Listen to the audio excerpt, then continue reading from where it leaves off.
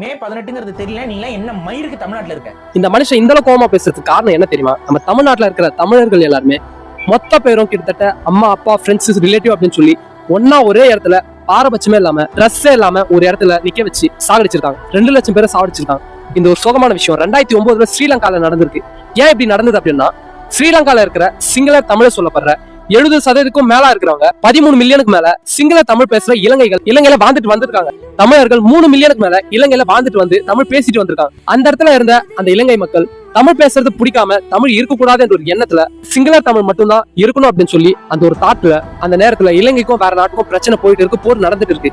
அந்த ஒரு நேரத்துல அப்பாவி மக்களா இருக்கிற தமிழர்களை காப்பாத்துற அப்படின்னு சொல்லி முள்ளுவாய் காயல் சொல்லப்படுற ஒரு இடத்துக்கு கூட்டின்னு போயிட்டு ஒருத்தர் 2 பேர் இல்ல, கிட்டத்தட்ட 2 லட்சத்துக்கும் மேற்பட்ட தமிழர்களை ஒன்னா ஒரே இடத்துல எல்லாரையும் நிக்க வச்சு காப்பாத்துறேன்னு போய் சொல்லி உடம்புல ட்ரெஸ் இல்லாம மொத்த பெரிய சாகடிச்சிருக்காங்க. யோசிச்சு பாருங்க எவ்வளவு பெரிய துரோகம் அப்படின்னு சொல்லி.